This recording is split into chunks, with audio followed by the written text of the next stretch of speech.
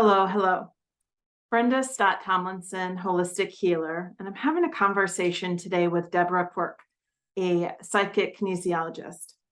And I'm going to share a little bit about why we're having this conversation and what led us to continue the conversation. I found out a few days ago that my 20-year-old son had passed away, likely from drugs and alcohol. You can imagine that that is a devastating conversation. And it's one of those unimaginable situations where there really are no words. There are no words. I have worked with Deb in the past. She has helped me with a number of my children. And she came to mind, kind of came to mind. I had been thinking, this is really what happened. So I had been thinking since I got that phone call, there has to be someone in my field who can connect with his energy and could answer some questions for me. And that's what I had been thinking. And when Deb, a few days after I had posted on social media about my tragic news, Deb reached out and just asked me how I was doing and offered to connect with my son's source energy, soul energy, and just answer some questions for me. And as soon as she messaged me, my sacral authority was immediately, well, hell yes, hell yes. Mm. So grateful and so thankful that the universe supported me and brought me to the right person to provide what I needed. So I'm going to let this conversation then now flip it over to Deb and let her tell her part of the story. Yeah, when I saw your post on social media, it was that first thought. It just took me back to a client that I'd worked with quite a few years ago. So I was working with her daughter telepathically as she was in hospital. And I actually thought from the sessions we were doing, there was a lot of darkness. It was all, her father was in prison, and this darkness was kind of running through her veins because he was her father. And so we're processing all this stuff. And I remember the last session I did with her was I could see her in a pair of red Converse, and she was walking out of that hospital. So I was thinking, wow, she is going to walk out the hospital. And then her mum shared with me that she actually had passed over. And I was sat there, and the voice just said to me, why don't you connect to the version of her? Because I felt like I'd built up, even though I'd never met her in person, I felt like I'd really built up this relationship with her on an energetic level. Yeah.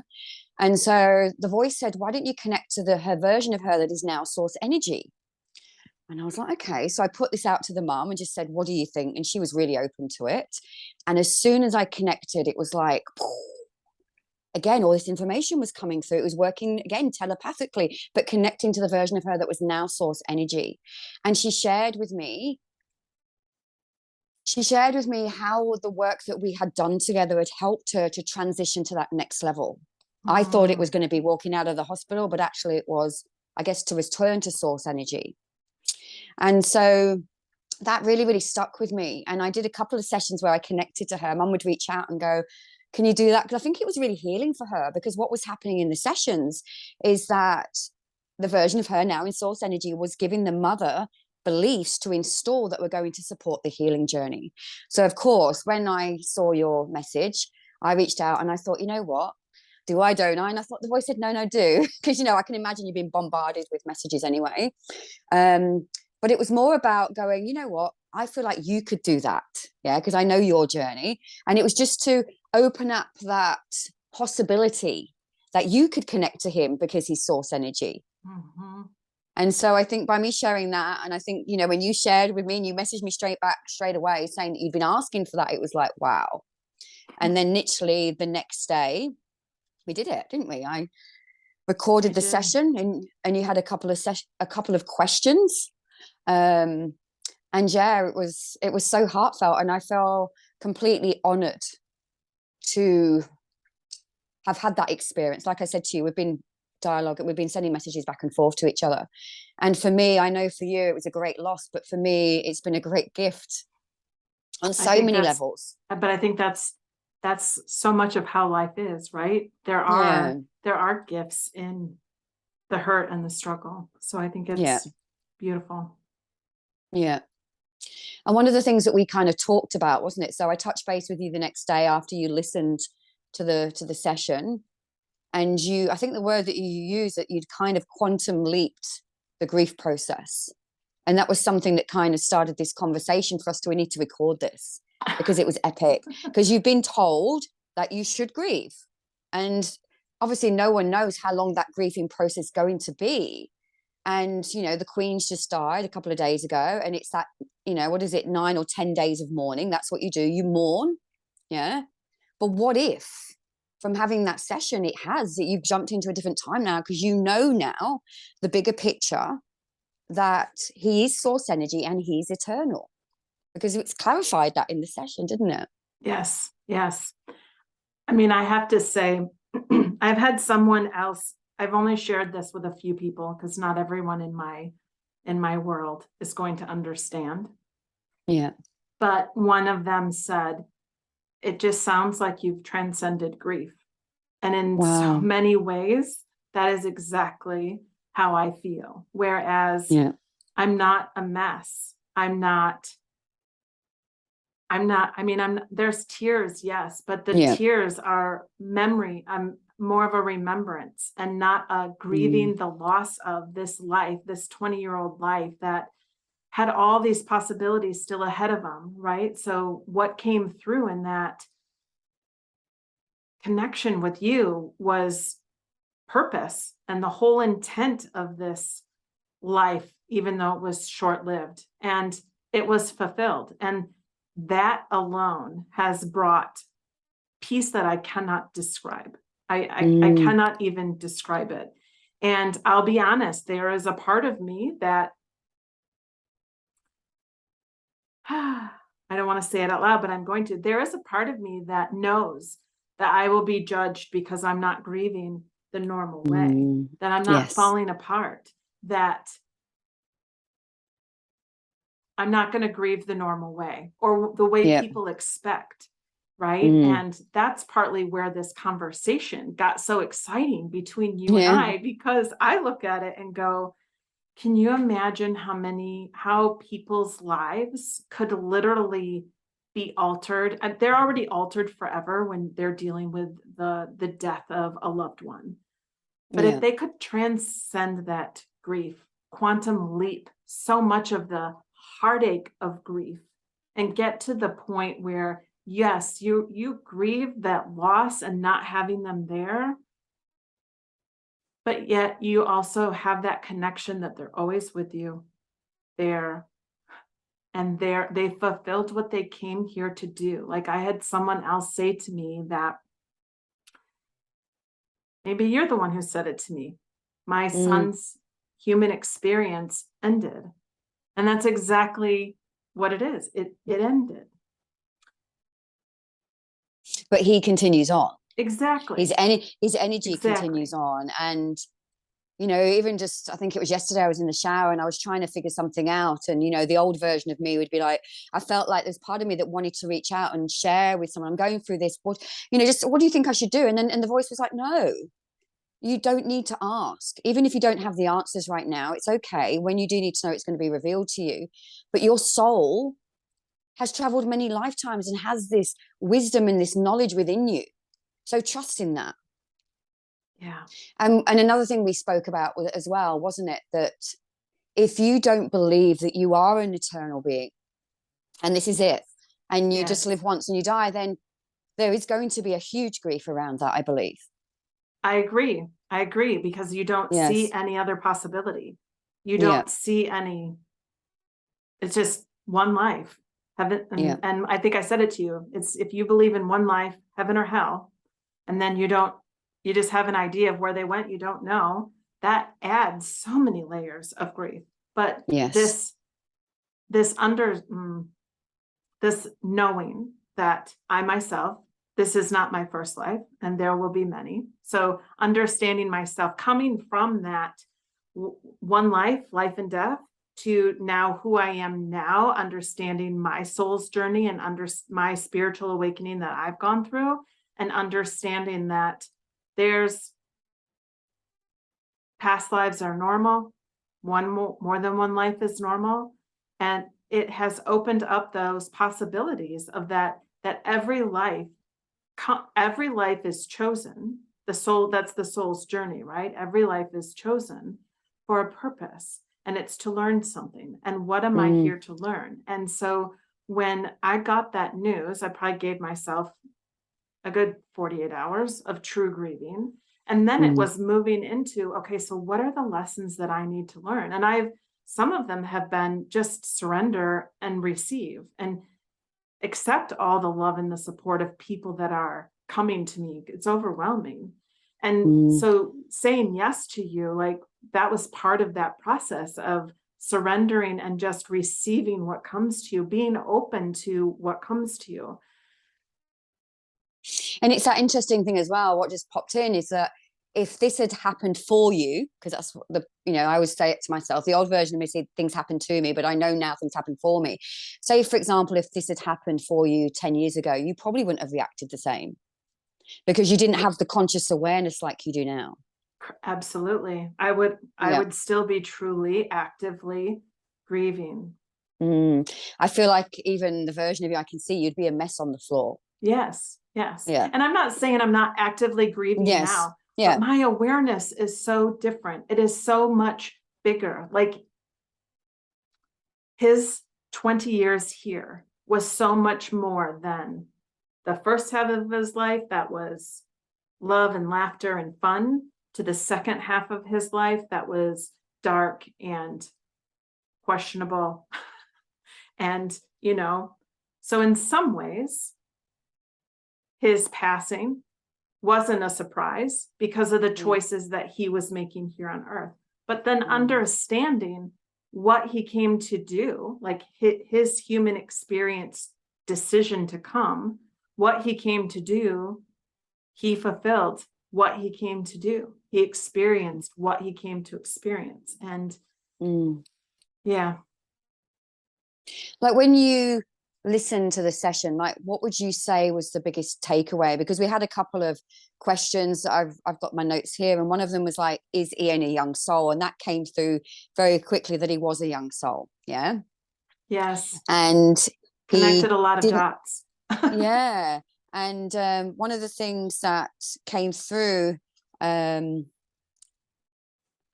was, I'm going to remember rather than try and read my notes. So, he talked about being a young soul, and it was like he wanted to experience himself, his true nature.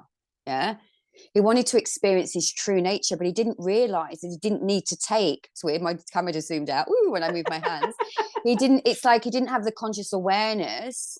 His soul didn't have the conscious awareness that he didn't need to take all those drugs to get a high.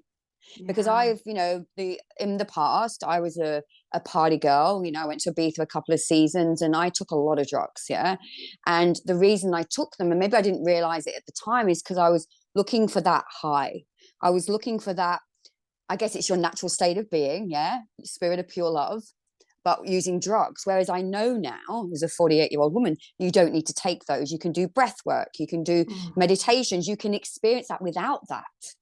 Yeah. But I didn't have that conscious awareness either. And I felt like what came through, wasn't it? It's like he was so high, and it was like he saw the light, and he was given an opportunity, and he chose to move towards the light. It was a choice. Yeah. Yeah. Yeah. And he, as I said, he kept reminding me, I knew I wasn't going to be here for a very long time, so I was going to make the most of it. Yeah. Yeah. And another thing that he said was, because you asked, why did he pick me to be his mum? Oh, and I think it was around, he wanted to experience unconditional love. And the image that he showed me, that really moved me, was he showed me an image of when he was first born and you were looking in his eyes. And he said, I experienced that. That just gives me goosebumps. And yeah, it's interesting that unconditional love piece, that our souls had that contract with each other, because he did say we've traveled before and we made the agreement, and that was I can't even begin to describe the words about that one. And but it's so interesting that that was the pact that we made, the soul contract that we made was unconditional love, because it's only within the last 4 years of my spiritual journey, my spiritual awakening, that I've actually begun to practice that and learn to do it and learn to be it. So it took me, well into my 40s before I actually figured that out here in my current lifetime. So I just Mm. found that little piece so interesting, that even he's a younger soul than me. He was able to share that wisdom after Mm. now that he's eternal, right? Mm. So that's a gift to me. Yeah. And I remember it kept coming in as well that, you know, I think, oh, you said, oh, he's surpassed me now, he's up there. And I said, no. And it came through straight away. No, we're of equal value. Yeah, Yeah. your soul has Yes. traveled many lifetimes as well. Even though I'm now in the spirit world, I'm no better than or any lesser than. We're of equal value. And oh, this is what I shared with you yesterday. So when we were messaging back and forth yesterday, it's like I had my eyes closed, but I could see this being of light. And I just knew that it was Ian's energy. I just knew it. It was just, you know, it's just a knowing, isn't it? Yes. And I knew in that moment that he'd come here to teach me something. And I felt like he was my guide. I shared that with you. And he was, now I'm going to be your guide. And I know I'm a soul having a human experience. I know that I'm a spirit of pure love. I know all these things, right? But I realized until that moment yesterday, I hadn't actually embodied it. And for the very first time in my life, I've seen the tapestry. I've seen the souls going back to source energy. But it was like, it was different this time. It was like, he said to me, this is you. This is you also. And it's like, all of a sudden I could feel that within me. And that's when I said to you, this has been such a gift for me, because now I know it. I'm not just saying it. I'm not just saying it. I'm knowing it because I feel it. I realized until yesterday, I didn't actually feel it. So even though I was saying it, I obviously didn't 100% believe it. Right. Whereas now it's that knowing. Yes. And I feel like when you know that knowing, you don't need to fear dying anymore, because even though it's unknown, you don't know what it is. Right. But even this knowing, I don't need to grieve as expected. Right. Yes. Like, I mean, that's too what's come through for me. Like, I don't have to grieve as expected. I don't have to be so sad for the loss. I can celebrate. And that was a message that came through. Yeah. Celebrate me. Celebrate me. Yeah, that was quite funny. So I was doing the session and all this stuff coming up, and all of a sudden it was like doo-doo-doo, doo-doo-doo-doo, and the final countdown was like belting out of my head. And I was like, okay. And the word said, celebrate my life. Yeah. Celebrate me. Don't mourn. And then it's funny as well, because I couldn't understand. Like, my parents said to me, we're not having funerals. We're not going to have a burial. And I remember thinking, why?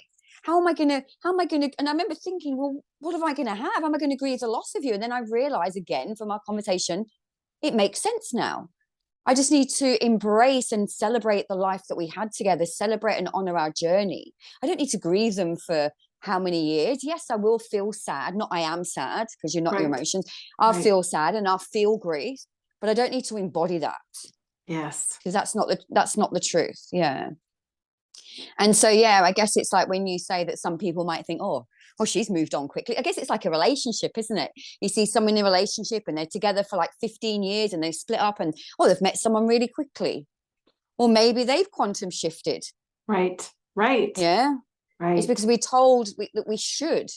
So we need to let go of those shoulds and actually be open to new possibilities. Yeah. Yeah. Even if you don't understand them. And what's right for me. Yes. Just because it's modeled this way does not mean that that's how it has to be for me or how I'm supposed to. Yeah. So yeah, I guess for me, I'm really excited for you. I'm excited to see how it unfolds over the next few months, just from this one experience, because you said to me it was a game changer. Yeah. Oh, absolutely a game changer. So if I just back up, all summer, like I've been in a plateau in a number of things, my soul business and my health and fitness journey, and this relationship thing. I've been in this plateau. And if you've ever been in a plateau, you're waiting. You're just waiting, and you're integrating and embodying everything you learned in the previous growth. But I've been in a plateau, and that phone call completely flipped me from plateau into growth in a way that I never expected. I didn't expect to grow in this grief process, but I'm telling you, it has been It hasn't even been a week, and it has been a wild ride. Wow. So much growth, so much understanding, awareness, knowledge, and like all these, the creative things, like all these things that are going to come from this. Like I can feel them percolating. I know that they're going to come through and come out. And this watching, well, and this is where this people watching how you're going to grieve, like that's what's on my head, right? That's what's on my mind. And I just know that I can only be authentically me, and I have to share my experience and be authentic and true to me. And because that's what my soul requires and needs to be in alignment. So. And even as we were speaking, then the voice, the energy was coming through, and it's like, yeah, I came here to teach you expansion. Yeah. Yeah. Yeah. And I would say that Ian was the one that definitely, I would say, tripped my trigger. My kids hate it when I use that word, but most older people like me understand it. But he is the one who could push my buttons easily. The first one to push my buttons and get me to 0 to 60 in less than a second. And then yet he was still the one who would always come out and just crack a joke and make your belly laugh. And then all of a sudden it's all gone, you know? So I did definitely learn a lot from him, and will continue to learn a lot from this experience and this life that we had. Yeah. Because what came through as well, it's like you have the capacity to connect with me as well. So again, I think, our imagination is the most amazing thing. If we can imagine it, if we can sense it, we can feel it, then it is available to you. And I think that's what's helped with my growth, as a kinesiologist. I didn't know that I had these abilities until one day, a client of mine, her brother was in a coma, and she said, "Do you think you can help him?" And I said, "I don't know, but I'll give it a shot." And then as soon as I asked permission to connect with him, because I always ask permission to connect to their higher selves, I got a yes, and I was in. And then I just knew all this information, and it just blew my mind. It's made me realize that we're so much more than just this. Yes. And we are capable of a lot more than we have been told. It's like we've been kind of limited. And it's like there's this channel, and we're only getting a small part of it. But actually, if we band it, stretch the width, this infinite potential possibilities is available to us. Absolutely. And I mean, and that's what I would say too. Like, you have to start your healing journey in order to begin to see those opportunities and those possibilities. Because until you start to heal some of the shit that's going on, you can't see it, right? And you just can't see it. It doesn't seem possible. Yeah. So what do you think was your biggest kind of takeaway from the experience, the session? Oh my gosh, there's so many. And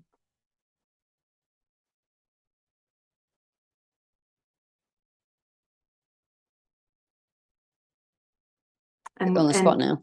I am on the spot, yes. And then and I can't remember. Like, so because there was so many. I remember, I don't have my book in front of me. I failed to grab that before we talked, but I remember starring a bunch of them.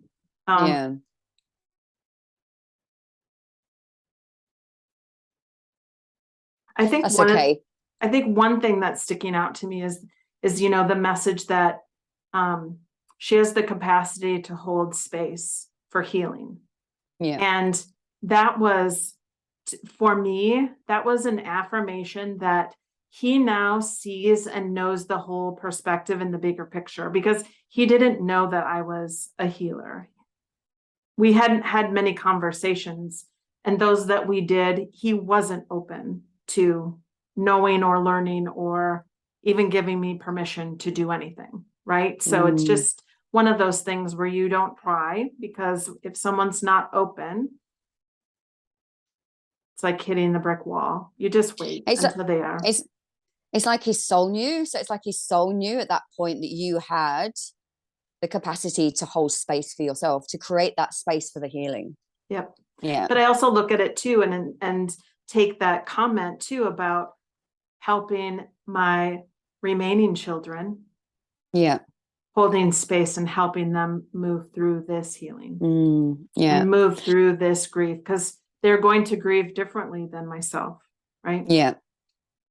And it's interesting, that word holding. I used to say I'd hold space for people, because that was the kind of the buzzword, wasn't it? But I've shifted in the last year of creating the space. Because if I'm holding the space for someone, and maybe at that time it's needed, but actually it's like I'm taking on that energy myself. I'm holding it. Yeah, I'm holding it for them. And I don't need to hold it because I'm creating it, because I know that they're capable of navigating their way through it. Yep. Does that make sense? Nope. Perfect sense. Perfect sense. Yeah. I also look at that word of holding space as a little more like, okay, holding space, like holding the opportunity for you to get to that. So it's, for me, it's kind of like accepting where you are, and I'm just going to be here. And when you're ready, or you're ready for that next thing, it's all going to just happen in a line. So that's kind of how we just look at the words differently. They just mean different things to us. We're doing the same thing. We're doing the same thing. And that's it. It's based on your own journey, isn't it? It's like, as I've evolved, it's gone from holding to creating. Yep. Yeah, because I'm creating on a much bigger scale. That's the only way I can think of it, because I know now that I am a multidimensional being. I'm not just this physical form. So the creating the space, I guess, allows me to really expand myself. My knowledge and my knowledge and my wisdom came through as well. Yeah, because when I was doing, because I do light language as well, and I realized I was only getting a small stream of it, whereas now I imagine myself getting bigger and allowing it all to come through. Yeah. So it was an amazing experience. Like, there's still no words.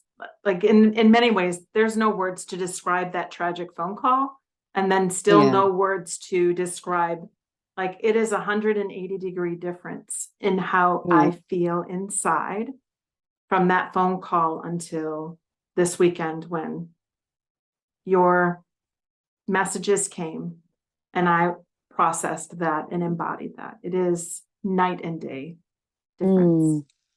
So grateful. And it's so wonderful to hear that, when that I know I worked with a psychic coach years ago, and she would say to me, you're here for things, your purpose is much bigger than you. And when she said that, I didn't quite understand it, but I understand it now. It's like that ripple effect from just one thing, isn't it? Of how it can impact so many people. Yeah. Yes. So thank you. So thank you for, being open. Oh, you're welcome.